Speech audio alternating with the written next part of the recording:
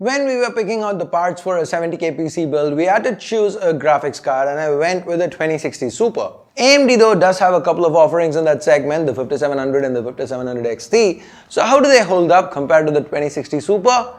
Could I have gone with either of these cards instead? If you were building this rig today, should you probably go with one of these instead? Would they offer better value for your money? Well, let's find out in today's video. Hey guys, Ash here from C4eTech, and if you do find this video interesting, if you do like what you see here, go ahead, subscribe, turn on notifications, share this video, hit that bell icon, and let's now get this video started.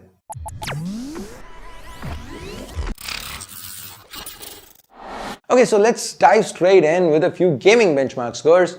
First up, we have GTA 5, everybody's favorite. Even at 1080p Ultra, the average frame rates here are well over 100. The 2060 Super has the lead in here with the average frame rates hovering around the 150 mark.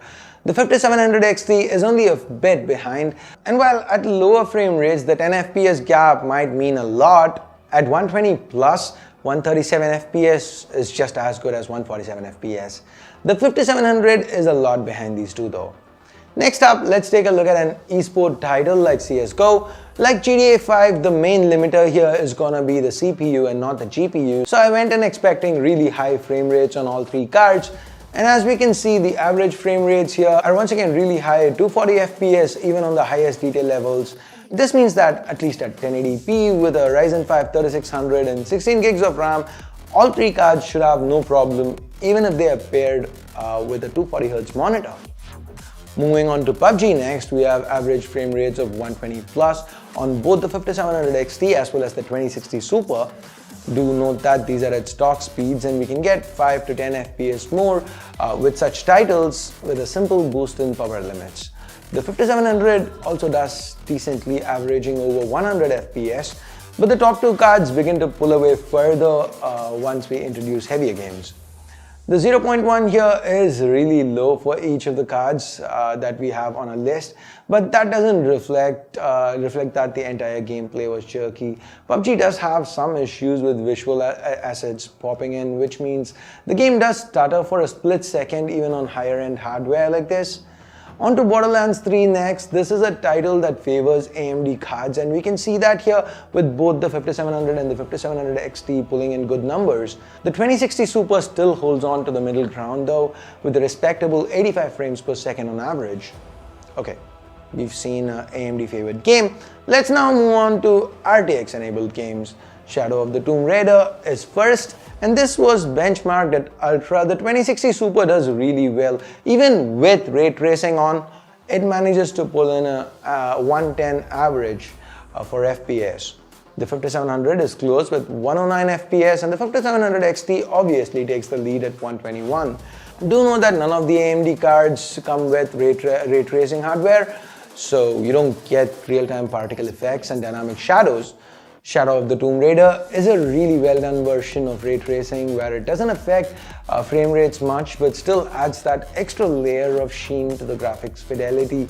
So the fact that it performs almost the same with RTX is definitely a huge pro. Next up, we have Control. The ray tracing is quite intense in this title, which is why we did two runs with the 2060 Super, one with RTX on and one with RTX off. With RTX on and all settings cranked up, Control managed to barely crack the 50 FPS mark. But with it turned off, it was breathing right down the neck of the 5700 XT. What was interesting to see here was even with RTX on, the 0.1 remained over 30 FPS on the 2060 Super, which means that the gameplay overall was smooth with consistent frame timings. Now, games like Control are actually pretty playable even with lower frame rates and it does look incredibly cinematic with RTX on. But the thing is, unless you really have an eye for detail, it might all just look the same to you. So as we head into our last game for today's benchmark, Red Dead Redemption 2, what are the major takeaways here? Well, if you're looking to play the most demanding games out there like Red Dead Redemption 2, that too at ultra settings, then the 5700 XT should be your choice. On average, it does better than the RTX 2060 Super, and this is one prime example where it has managed to breach the 60 FPS mark while the 2060 Super is at 57 FPS on average. As most of us know, 60 FPS is often considered the threshold of playability, so averaging above that is a big deal. As far as the 5700 goes, we wouldn't really suggest going for it, since at the upper bracket of that price range, you might as well be heading for the 2060 Super that offers significant frame gains. Okay, so let's wrap this one up with a few benchmark scores. Starting with Firestrike, we see that the 2060 Super actually ends up at the last spot. The 5700 and the 5700 XT both score above it. Now, this was kind of surprising, as I expected the 2060 Super to do a little better here. Moving on to TimeSpy, and here we can see that the 5700 is at the bottom with the 2060 Super in the middle and the 5700 XT at the top.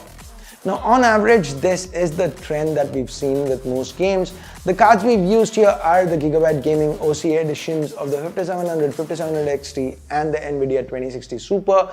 As the names imply, these cards come with a bit of a factory overclock and really beefy coolers, a couple of 100mm fans for the 2060 Super and 3 fans for the 5700 and the 5700 XT.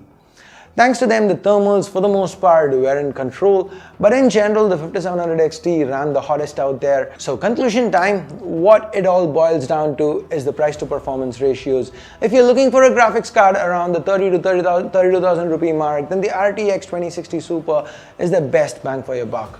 Ray tracing isn't a must-have feature yet, and while the NVIDIA drivers have historically proven to be better and more stable, AMD, at least so far, have kept the 5700 XT running smoothly as well.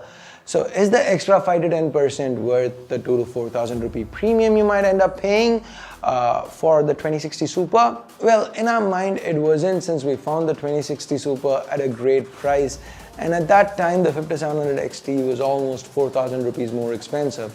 That plus the addition of RTX and the ease of use of NVIDIA software features meant that we preferred Team Green for a build. Depending on the prices at the moment of you building your PC in your local market, you can choose to go either Team Green or Team Red, depending on what makes the best bang for your buck for your build. The 5700 is really out of the picture at this point, unless you find it at a huge discount somewhere, say at 20,000-25,000 rupees or something. So that's about it from my side. Now I want to know what you guys think. Are you gonna go Team Red or Team Green? Leave a comment down below. And now it is time I bid you adieu. Thumbs up, thumbs down based on what you felt about this video. Subscribe, turn on notifications by hitting that bell icon if you haven't yet. And thanks a lot for watching. Till next time, my name's Ash. You've been watching C4E Tech, and I'm signing off for now. You guys have a great day. Bye-bye.